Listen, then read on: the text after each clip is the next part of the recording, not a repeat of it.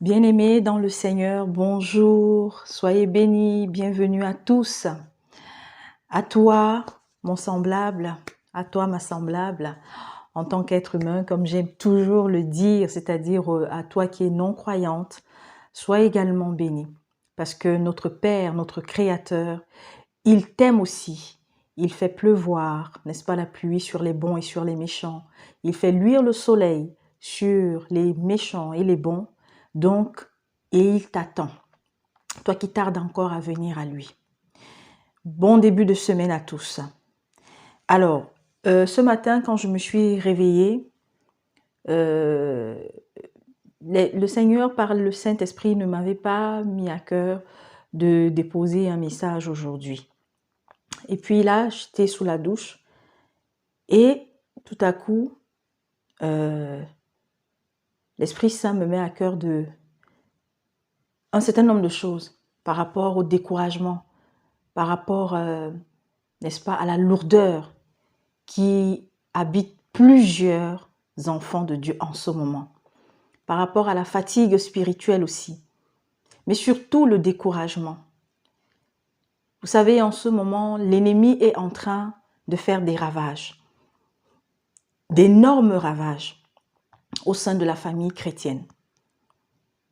Et si nous tombons, nous restons sur place, que feront les autres? Notre Père compte sur nous. Vous êtes plusieurs à traverser des temps difficiles et qui seront encore difficiles de plus en plus. Vous entendez l'actualité actuelle. Plusieurs pays ne font que s'enfoncer davantage dans les divisions, dans la haine, dans l'immoralité de tout type. La politique, vous avez été nombreux à faire confiance aux hommes politiques.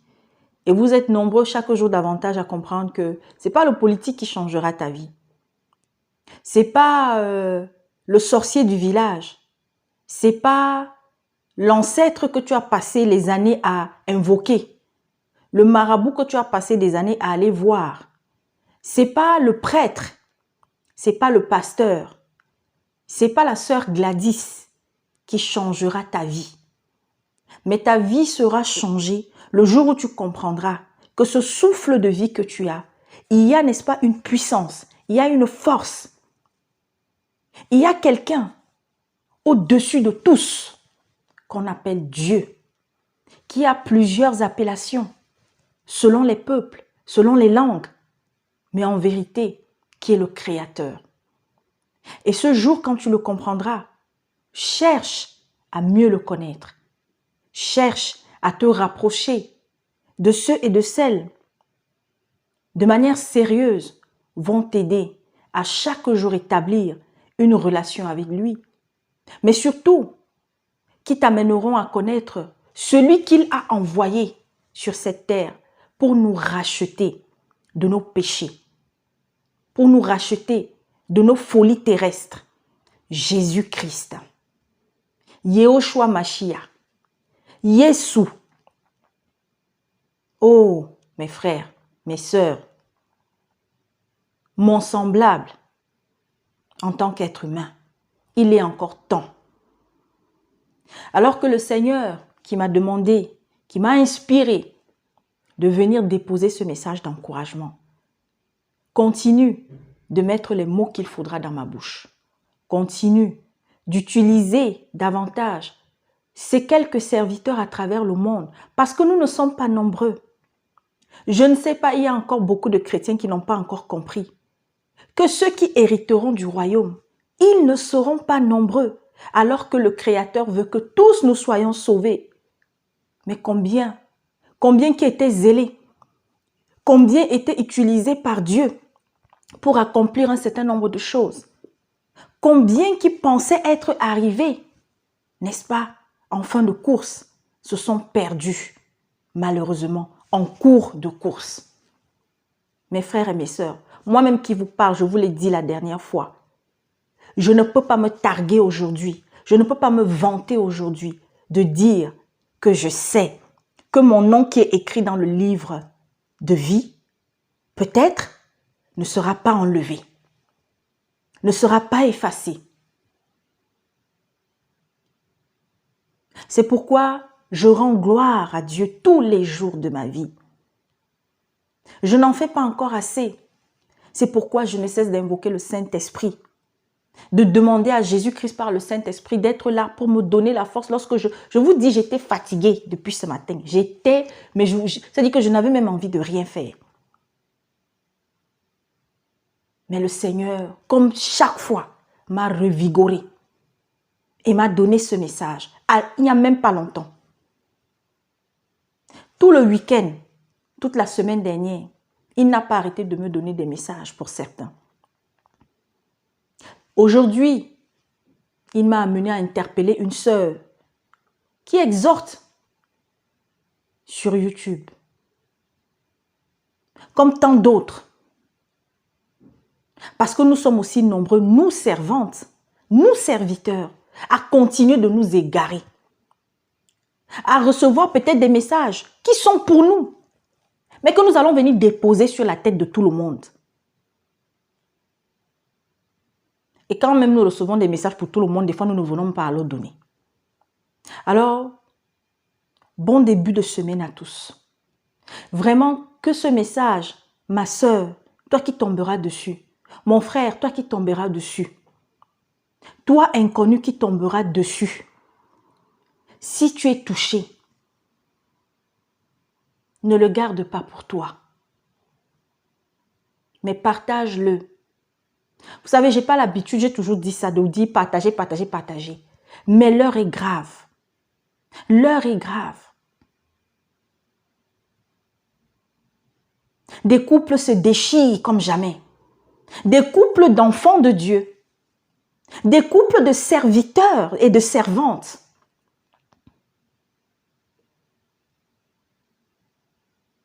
Le diable est en train de faire son marché comme jamais au sein de l'Église. Je ne parle même pas dehors. Nous sommes plusieurs à être attaqués de différentes façons, à vivre des persécutions. D'autres vivent des tribulations. Et le peuple de Dieu continue de se diviser. Les personnes sur qui le Seigneur compte et comptait continuent de s'égarer.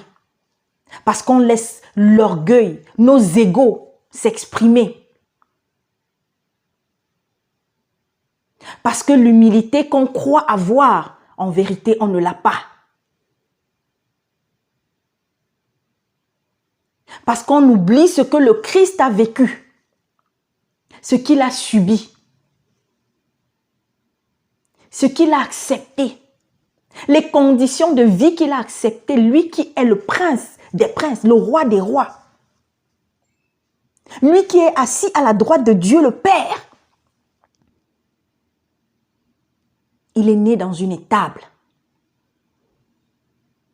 entouré de moutons, de chèvres, de vaches, je ne sais pas de quoi. Et on sait ce que c'est qu'une étable. Ça pue, ça sent pas bon.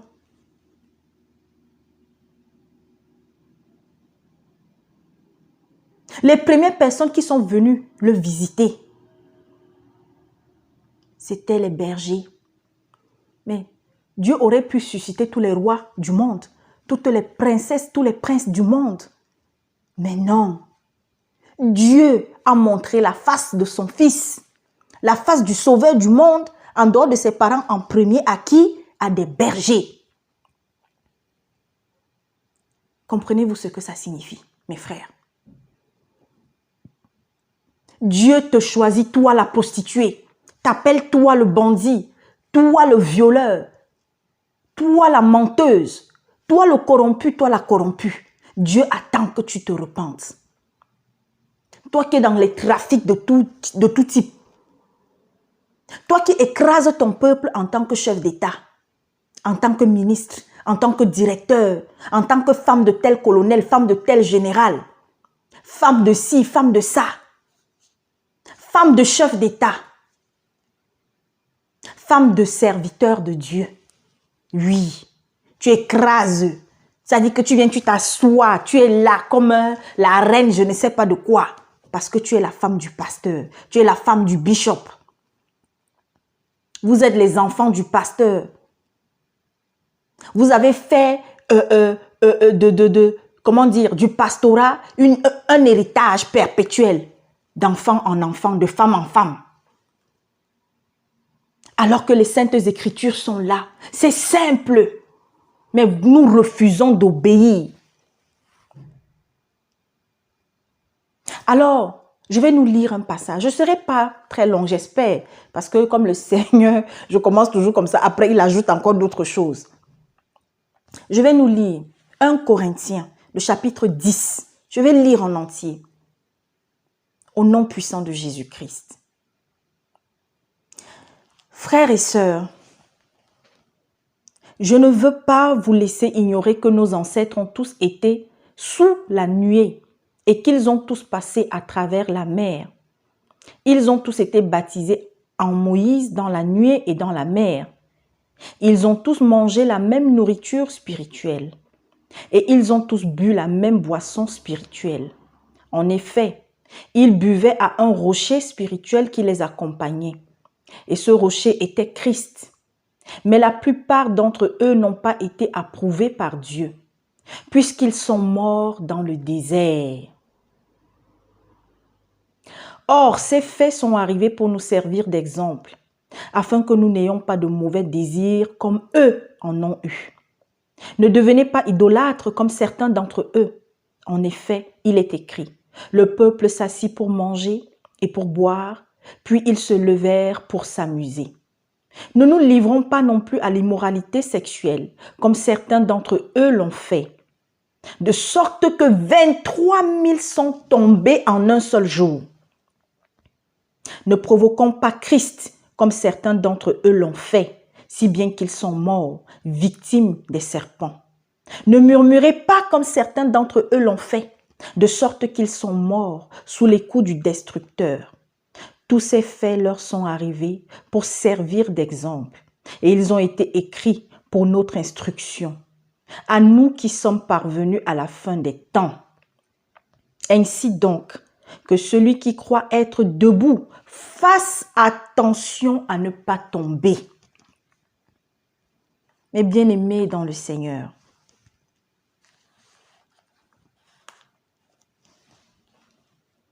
je vais encore continuer même au 13. Aucune tentation ne vous est survenue qui n'ait été humaine.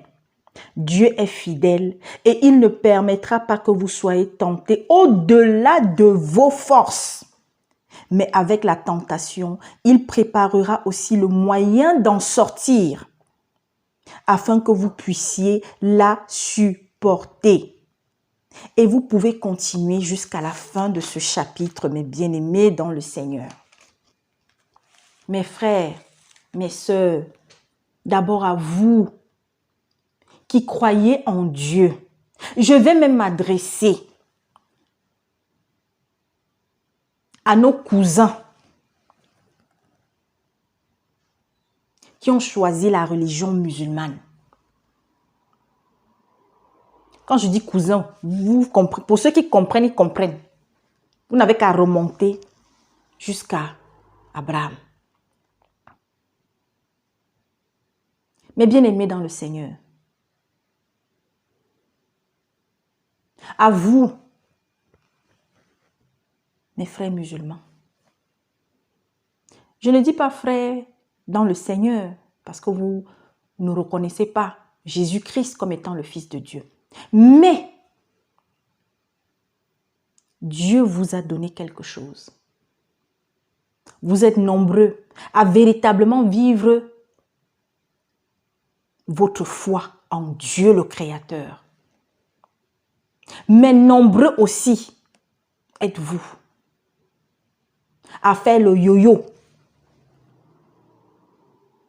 On a entraîné beaucoup, comme on est en train d'entraîner beaucoup de chrétiens en ce moment, dans le fanatisme, dans le terrorisme spirituel.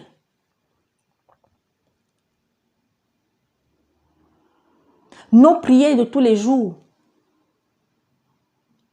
plusieurs à travers le monde prient pour que vous soyez de plus en plus nombreux. Et gloire à Dieu, nombreux sont les musulmans qui viennent à Dieu à Jésus-Christ de plus en plus. Il n'y a qu'un pas.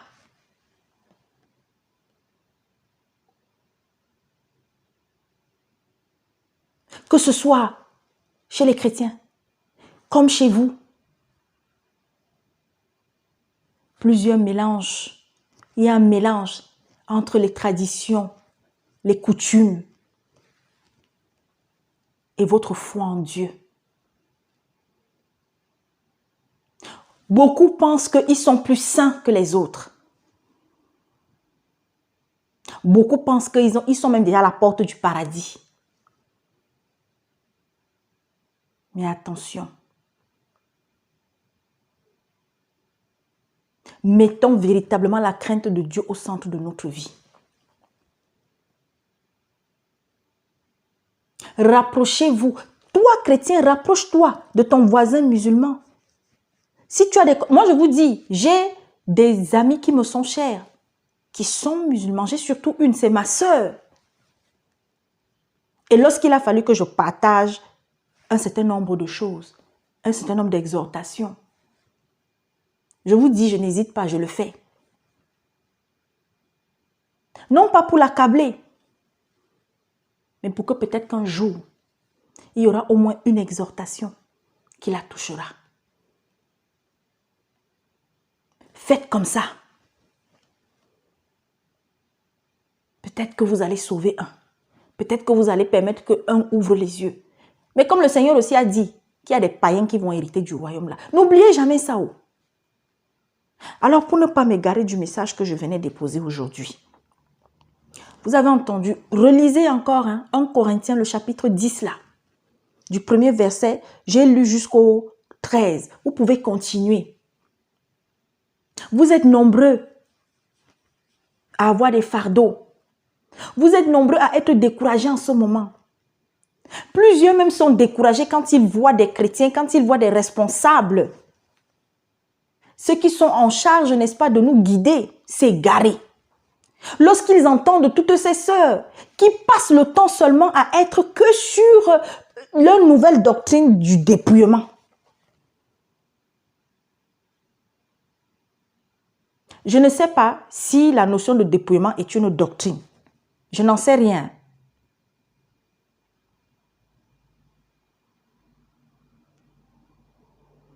Alors, quand vous entendez certaines, vous êtes même découragés. Vous vous demandez même que finalement, même, qu'est-ce que même Dieu même alors attend de vous? Entre celles qui vous disent aujourd'hui, ne vous tressez plus.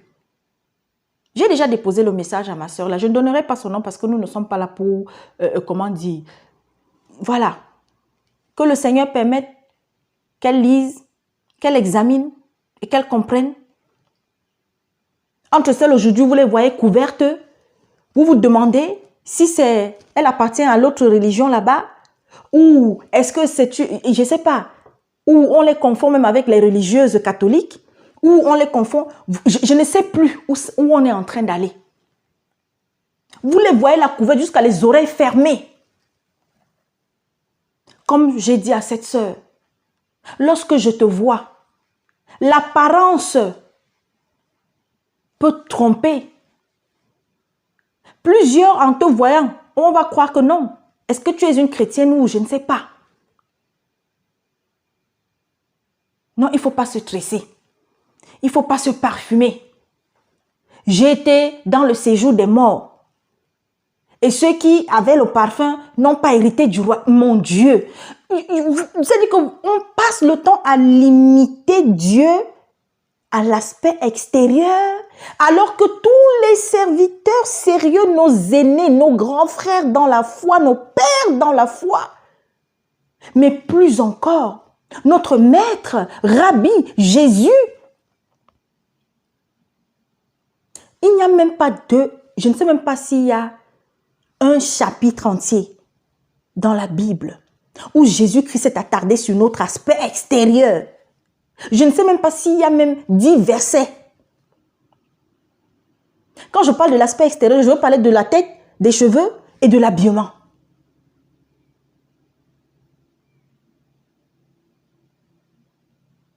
Et il y en a qui se découragent quand on entend des personnes comme ça. On a déjà interpellé ces sœurs, mais elles continuent. Elles sont nombreuses aujourd'hui. Vous les voyez là, dans des... Alors non, le pagne africain, c'est la malédiction. Oui, il y a des pagnes africains qui ont des sigles sataniques. Il faut faire attention. Mais si tu as une sœur, tu as un frère qui s'habille en pagne, et que peut-être sur ce pagne-là, tu vois un sigle qui n'est pas bon, qui représente quelque chose de pas bon, interpelle-le. Oh, ceux qui ont les pagnes, oh, je suis allé en enfer, ou je suis allé je ne sais pas où, et puis il y avait des gens qui avaient les pagnes, et ils ne sont pas entrés au paradis. Ah! Bientôt, vous allez même venir dire que j'étais en enfer, et j'ai vu le mendiant que je croisais souvent dans la rue, comme il avait les habits déchirés là, il n'est pas entré au paradis.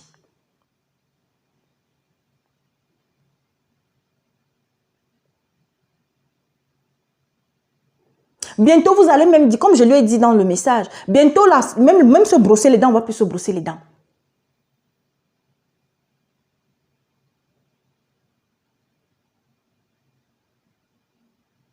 Vous réduisez. Et comme je dis souvent ici, il y a tellement de sujets sur lesquels on doit exhorter. Parce que les temps sont courts. Actuellement, j'ai plein de sœurs ou de frères qui traversent des moments difficiles dans leur mariage. Satan est en train de manger les couples à cause de nos mauvais comportements. Vous passez le temps à vous attarder sur le cheveu. Donc vous croyez que Dieu là, il était fou de donner ce cheveu? L'apôtre Paul a dit quoi? La nature elle-même ne vous enseigne-t-elle pas? Et le pire pour ceux-là qui sont, n'est-ce pas, dans ce message-là, ils ne font pas la distinction entre les mariés et les non-mariés. Hein? Alors que l'apôtre Paul, quand il parle du dépouillement, quand il parle du port du voile, il distingue bien celle qui est mariée et non mariée. Alors la jeune fille qui est encore dans la fleur de l'âge, elle, tu vas aussi lui demander de se couvrir entièrement. Mais comment va-t-elle être? Parce que tout fiancé, futur fiancé, ce qu'il regarde d'abord, c'est l'aspect extérieur. Il ne va pas regarder l'intérieur.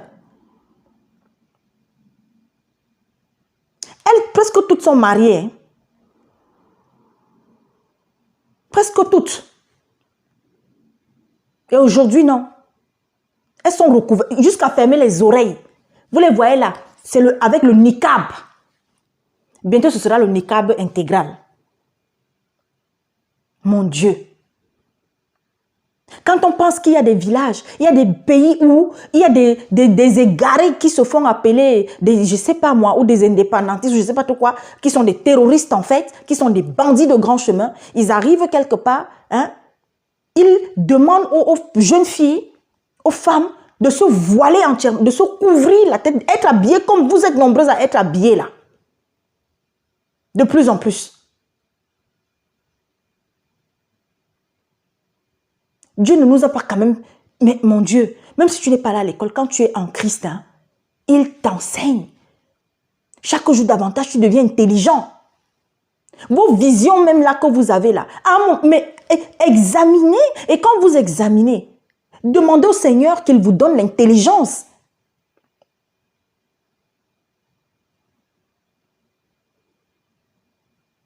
Alors le 1 Timothée, c'est-à-dire que tout là, pratiquement, c'est le seul passage de la Bible que leurs bonbons pasteurs leur ont mis dans la tête. 1 Timothée 2, le verset 9. Et qu'est-ce que vous faites des enseignements de Paul? Qu'a dit Paul en ce qui concerne l'aspect extérieur du chrétien, de la chrétienne? Et à la fin, qu'a-t-il dit? Jésus-Christ, ce qu'il a eu à dire par rapport à notre aspect extérieur, nous devons éviter d'être vulgaires. La vulgarité. De la tête jusqu'aux pieds. Toi, aujourd'hui, tu te lèves, tu dis que non. Là, on ne doit plus mettre de parfum. Oui, et en plus de ça, tu spécifies bien. Moi, je mettais les parfums de marque. Mais ce qui nous est demandé, c'est que même si tu veux mettre le parfum, là, ne pas chercher les parfums qui coûtent cher. Oui, il y a des parfums qui ne sont pas bons. De toutes les manières, tout ce qui est fait de la main de l'homme, il y aura toujours qui seront, n'est-ce pas, déviés de leur utilité première. et après être utilisé dans des choses pas bien. Oui, c'est vrai. Il y a des marques qui ne sont pas bonnes à avoir sur soi. C'est vrai. Il y a des coiffures qui vraiment ne sont pas bien à avoir sur sa tête.